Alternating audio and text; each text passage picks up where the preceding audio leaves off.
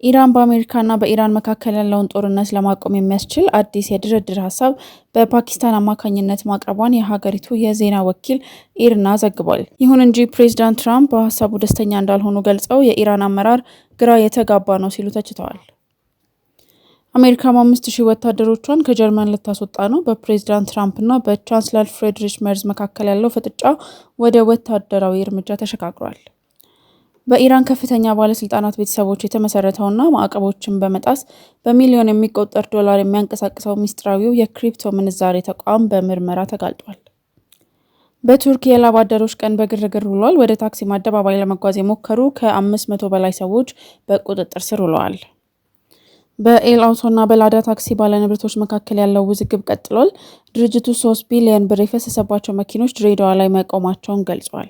ከቀኖት ላይ 8 ደቂቃዎችን ብቻ በመስጠት የዓለምን አዳዲስና ወቅታዊ መረጃዎች እንዲያገኙ የዩቲዩብ ገጻችንን ሰብስክራይብ በማድረግ ቤተሰብ ይሁኑን። የእናንተ ሰብስክራይብ ማድረግ ለእኛ ትልቅ ብርታት ነውና አብራችሁን ስላላችሁ ከልብ እናመሰግናለን። መረጃውን ላይክና ሼር በማድረግ ለሚገባቸው በሙሉ እንዲደርስ የበኩላችሁ እንድትወጡ እንጠይቃለን። ፈጣን ዜና፣ ታማኝ መረጃ፣ ዓለምን በ8 ደቂቃ። ዜና 08 አብራችሁን ቆዩ። ወደ ዝርዝሩ እናልፋለን።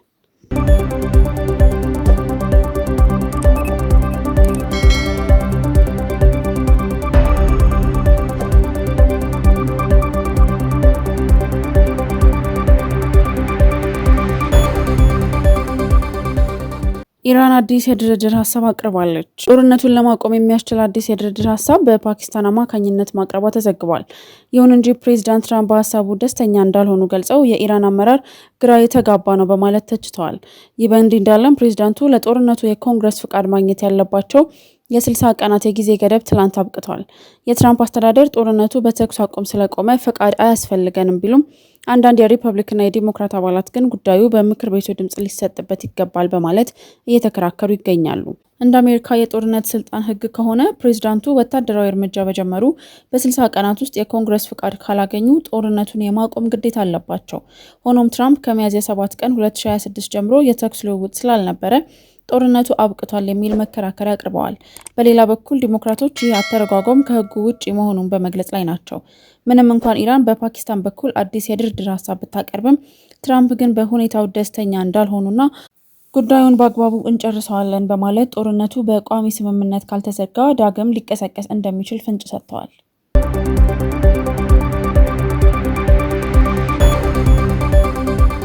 በኤል አውቶና በላዳ ታክሲ ባለንብረቶች መካከል ያለው ውዝግብ እንደቀጠለ ነው። ድርጅቱ 3 ቢሊዮን ብር የፈሰሰባቸው መኪኖች ድሬዳዋ ላይ መቆማቸውን ገልጿል። ከ5 ዓመታት በፊት የላዳ ታክሲዎችን በአዲስ ለመተካት የተጀመረው ፕሮጀክት እስካሁን ባለመጠናቀቁ በሺዎች የሚቆጠሩ ባለንብረቶች ቅሬታ እያቀረቡ ይገኛሉ። ኤል አውቶ ለቀረበበት ቅሬታ በሰጠው ምላሽ ለችግሩ መዘግየት በዋናነት የመንግስት የፖሊሲ ለውጥን ተጠያቂ አድርጓል። የድርጅቱ ኮሚኒኬሽን ዳይሬክተር አቶ አለም ሰገድ አበበ እንደገለጹት ቀደም ሲል መኪናዎቹ ከቀረጥ ነፃ እንዲገቡ ተፈቅዶ የነበረ ቢሆንም 850 መኪናዎች ድሬዳዋ ከገቡ በኋላ ህጉ በመቀየሩ ለባለንብረቶች ማስተላለፍ አልተቻለም። በአሁኑ ወቅት 3 ቢሊዮን ብር ኢንቨስት የተደረገባቸው እነዚህ ተሽከርካሪዎች በመቆማቸው ገንዘባቸውን እንዲመለስላቸው ለጠየቁ አባላት ክፍያ ለመፈጸም መቸገራቸውን ድርጅቱ አስታውቋል። እስካሁን ለ500 አባላት 158 ሚሊዮን ብር መመለሱን የገለጸው ኤል አውቶ ቀሪውን ለመክፈልና መኪናዎቹን ለማስረከብ ከመንግስት ወገን ምላሽ እየጠበቀ መሆኑን ጠቁሟል። የገንዘብ ሚኒስቴሩ እስካሁን በጉዳዩ ላይ የሰጠው ይፋዊ ምላሽ የለም።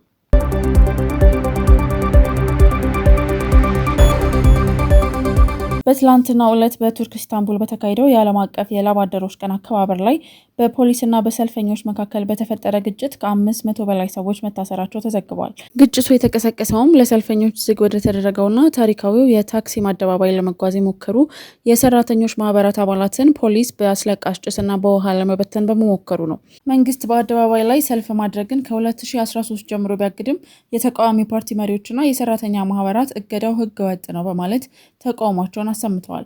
በኢስታንቡል የመርከብና የመካኒክ ሰፈር በሆኑ አካባቢዎች ከፍተኛ የፖሊስ ጥበቃ ተደርገው ያለ ሲሆን በአንካራና በሌሎች ከተማ ግን ሰልፎች በሰላም ተጠናቀዋል። ፕሬዚዳንት ረሲብ ጣይብ በበኩላቸው ለማህበራዊ ሚዲያ ባስተላለፉት መልእክት ለሀገሪቱ እድገት አስተዋጽኦ ለሚያደርጉ ሰራተኞች በሙሉ የእንኳን አደረሳችሁ መልእክት አስተላልፈዋል።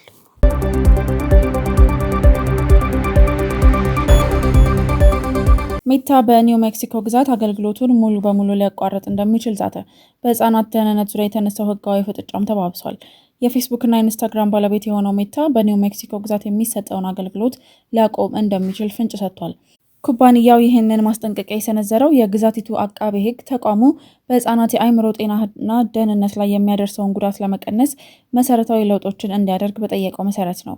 ባለፈው ሳምንት ይፋ በሆነ የፍርድ ቤት ሰነድ መሰረት አቃቤ ሕጎች ሜታ የህፃናትን ዕድሜ በ99% ትክክለኛነት እንዲያረጋግጥና ሱስ የሚያስይዙ የቴክኖሎጂ ባህሪያትን እንዲቀንስ ጠይቀዋል። ሜታ በበኩሉ እነዚህን ጥያቄዎች የማይቻሉ ግዴታዎች በማለት የገለጻቸው ሲሆን መስፈርቱን ለማሟላት አገልግሎቱን ሙሉ በሙሉ ማቆም ብቸኛው አማራጭ ሊሆን እንደሚችል ገልጿል። ይህ የህግ ክርክር የወጣው ሜታ በህፃናት ላይ ለደረሰ ስነ ልቦናዊ ጉዳትና ለጾታዊ ጥቃት ተጋላጭነት $375 ሚሊዮን የገንዘብ ቅጣት ከተጣለበት በኋላ ነው።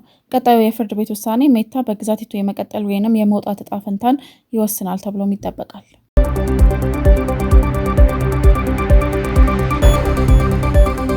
አሜሪካ 5000 ወታደሮቿን ከጀርመን ልታስወጣ ነው። የጀርመን ምክትል ቻንስለር እና የፋይናንስ ሚኒስቴር ላርስ ክሊንግቤል ፕሬዚዳንት ትራምፕ በኢራን ጦርነት ዙሪያ የፈጠሩትን ግርግር እንዲያስተካክሉ በማሳሰብ ጀርመን ከሳቸው ምክር እንደማትፈልግ አስታወቁ።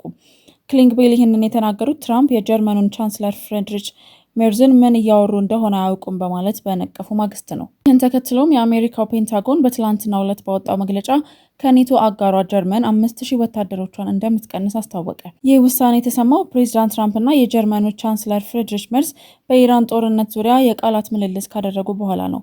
ቻንስለር ሜርዝ አሜሪካ በኢራን ጦርነት እየተዋረደች ነው ማለታቸውን ተከትሎ ትራምፕ ወታደሮቹን በመቀነስ ምላሽ ሰጥተዋል። በአሁኑ ወቅት 35000 የአሜሪካ ወታደሮች በጀርመን የሚገኙ ሲሆን የፔንታጎን ባለስልጣናት የጀርመን መሪዎች ንግግር ተገቢ ያልሆነ ነው በማለት ነቅፈዋል። ወታደሮቹን የማስወጣቱ ሂደት ከ6 እስከ 12 ወራት ውስጥ እንደሚጠናቀቅም ተገልጿል።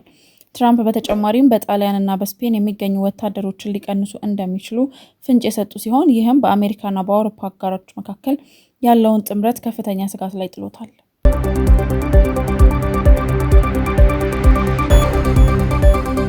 በሌላ በኩል በኢራን ከፍተኛ ባለስልጣናት ቤተሰቦች የተመሰረተውና ማዕቀቦችን በመጣስ በሚሊዮን የሚቆጠር ዶላር የሚያንቀሳቅሰው ሚስጥራዊ የክሪፕቶ ምንዛሬ ተቋም በምርመራ ተጋልጧል። የሮይተርስ ልዩ የምርመራ ዘገባ እንደሚያመለክተው የኢራን ግዙፍ የክሪፕቶ ምንዛሬ መለዋወጫ የሆነው ኖቢቴክስ የተመሰረተው በሀገሪቱ ተደማጭነት ባላቸው ከአራዚ ቤተሰቦች በወጡ 2 ወንድማማቾች ነው። እነዚህ ግለሰቦች ማንነታቸውን ለመደበቅ ሌላ መጠሪያ ስም በመጠቀም ተቋሙን ቢመሰርቱም ተቋሙ ግን የኢራን አብዮታዊ ዘበኛ ማዕቀቦችን ጥሶ ገንዘብ የሚያንቀሳቅስበት ዋነኛ መንገድ ሆኖ እያገለገለ ይገኛል። ተቋሙ ከ11 ሚሊዮን በላይ ተጠቃሚዎች ያሉት ሲሆን ይህም ከኢራን ሕዝብ 10% ማለት ነው። በተለይም አሁን በኢራን በእስራኤልና በአሜሪካ መካከል ጦርነት ባለበት በዚህ ጊዜ ተራው ህዝብ የገንዘብ ዋጋ መቀነስን ለመቋቋም በሚጠቀምበት በዚህ መድረክ ውስጥ የኢራን ማዕከላዊ ባንክና ሌሎች ጥቁር መዝገብ ላይ ያሉ ተቋማት በመቶ ሚሊዮኖች የሚቆጠር ዶላር እያዘዋወሩበት መሆኑ ታውቋል። ኖቢቴክስ ከኢራን መንግስት ጋር ግንኙነት የለኝም ቢልም የምርመራ ውጤቱ ግን ተቋሙ ከዓለም አቀፍ የፋይናንስ ቁጥጥር ውጪ የሆነ ትይዩ የገንዘብ ስርዓት መዘርጋቱን አረጋግጧል።